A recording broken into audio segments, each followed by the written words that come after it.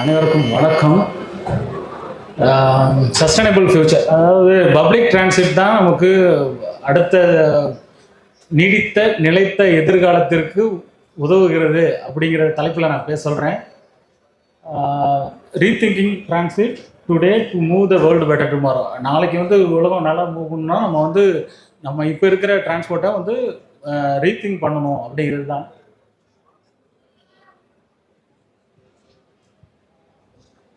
புத்தர் சொல்லியிருக்காரு, never never see what has been ton, only see what remains to be done. நாம் என்ன செய்யணும்னு நினைக்கிறத விட என்ன செய்யணுங்கிறது தான் முக்கியம். நம்ம என்ன செய்ய போகிறோங்கிறது நம்ம நல்லா தெளிவாக தெரிஞ்சிருக்கணும்.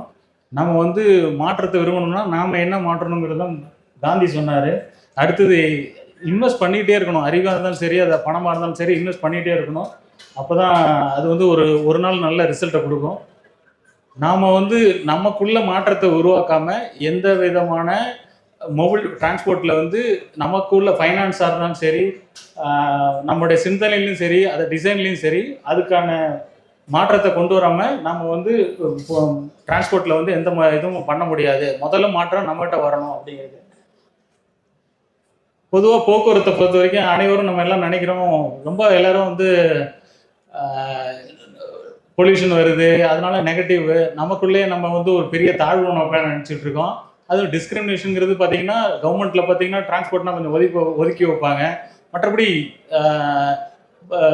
ரியல் லைஃப்பில் கூட டிரான்ஸ்போர்ட்னா அது ஒரு பெரிய முக்கியத்துவம் இல்லாதங்கிற மாதிரி நினைக்கிறாங்க. அப்படிலாம் இல்லை. முதல்ல நாமளே நம்ம முக்கியத்துவமாக நினச்சிக்கணும். அதான் உண்மையும் கூட. இது திருக்குறளே திருவள்ளுவர் திருக்குறளில் 4 தடவை சொல்லியிருக்காரு டிரான்ஸ்போர்ட்டை பற்றி. அது இந்த 4 திருக்குறளில் இருக்குது. இதுக்கான விளக்கங்கள் டீட்டெயிலாக அதில் போய் பார்த்துக்கலாம். டிரான்ஸ்போர்ட்டை பொறுத்த வரைக்கும் ஆரம்ப காலத்தில் ஜான் பாய்ட் டன்லப் தான். அவர் தான் டயரை கண்டுபிடிச்சாரு. அவர் ஃபஸ்ட்டு வீட்டிலிருந்து மரம் வரைக்கும் போகிறது BC 3500க்கு முன்னாடி கண்டுபிடிச்சது. வீலிருந்து இன்ஜின் வரைக்கும் வந்தது 1816 எவின் லைனர் பெல்ஜியத்தில் கண்டுபிடிச்சாரு. அடுத்து நிக்கோலஸ் ஆட்டோ ஜெர்மனியில் கண்டுபிடிச்சாரு. அதுக்கப்புறம் ரூடால்ஃப் டீசல் தான் டீசல் இன்ஜினை கண்டுபிடிச்சவர். இந்தியாவில் உலகத்தில் ஒரு 10 பெஸ்ட்டு பப்ளிக் டிரான்சிட் எங்கே இருக்குன்னா இந்த 10 ரேங்கிங்கில் இருக்குது. யூகே 10வது இடத்துல இருக்குது. ஆனால் இருக்கிறதுலே ஃபஸ்ட்டு ஹாங்காங், சைனா தான் நல்ல இது இருக்குது. அடுத்து ஜூரிச். இது எல்லாமே 10 ரேங்கிங்கில் இருந்தாலும் அதிகமான டிரான்ஸ்போர்ட் பிளானிங் ப்ரொஃபஷனல்ஸ் யூகேல தான் இருக்கிறாங்க. வேறு எந்த நாட்டிலையும் இல்லை. இவங்க தான் பல நாடுகளுக்கு பண்ணுறாங்க. பட் அவங்களுக்கு இருக்கிற உள்ள அரசியல் தலையீடுகள்னால கொஞ்சம் மாற்றம் இருக்கிறதுனால இப்போ கொஞ்சம் பின்தங்கி இருக்கிறாங்க. ஆனால் இருக்கிற பப்ளிக் டிரான்ஸ்போர்ட் சிஸ்டத்திலே பெஸ்ட்டு யூகே தான். நமக்கு பப்ளிக் டிரான்ஸ்போர்ட்னா நம்ம அரசாங்க போக்குவரத்து கழகம் மட்டும் கிடையாது. நாம் ஆம்னி பஸ்ஸாக இருந்தாலும் சரி, அது தனியார் மகசூல் டிரான்ஸ்போர்ட்டாக இருந்தாலும் சரி, எல்லாருமே பொது போக்குவரத்து தான். அது பொது போக்குவரத்துங்கிறது ஏதோ தனியான ஒரு இது அரசாங்கம் மட்டும்தான் இருக்கிறது மாதிரி இல்லை. நம்ம எல்லாருமே அது மாதிரி கார், பஸ், ட்ரெயின் இது எல்லாமே சேர்ந்தது தான் பப்ளிக் டிரான்ஸ்போர்ட்டு. பப்ளிக் டிரான்ஸ்போர்ட்டில் 2 இருக்குது. Public transport, intermediate public transport. இந்த பப்ளிக் டிரான்ஸ்போர்ட்டில் பார்த்தீங்கன்னா நம்ம காரு இதெல்லாம் இன்டர்மீடியட் பப்ளிக் டிரான்ஸ்போர்ட்டில் வரும். கார், ஆட்டோ அதெல்லாம். பஸ்ஸு இதெல்லாம் பொறுத்த பார்த்திங்கன்னா நம்ம பப்ளிக் டிரான்ஸ்போர்ட்டில் வரும். ஸோ இத்தனை வகையான பப்ளிக் டிரான்ஸ்போர்ட் வெரைட்டி இருக்குது நமக்கு.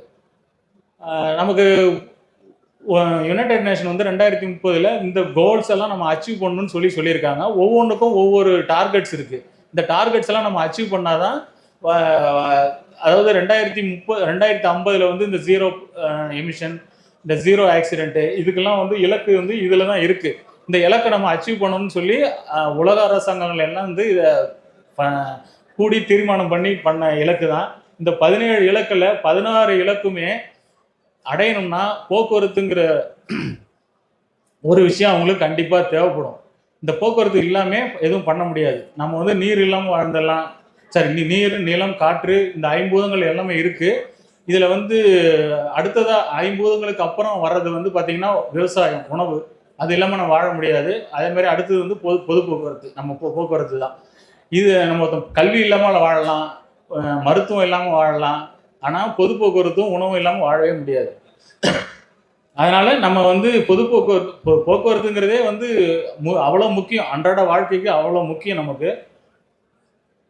இந்த போக்குவரத்தினுடைய நன்மைகள், பயணிகள் போக்குவரத்துல நன்மைகள் பார்த்தீங்கன்னா, ஒரு தரமான நகர வாழ்க்கை வாழணும்னா அதே மாதிரி healthy and active lifestyle வாங்குறதுக்கும், சுத்தமான காற்றுக்கு, பரபரப்பான சிட்டியிலிருந்து ஒரு அமைதியான வாழ்க்கை வாழ்றது.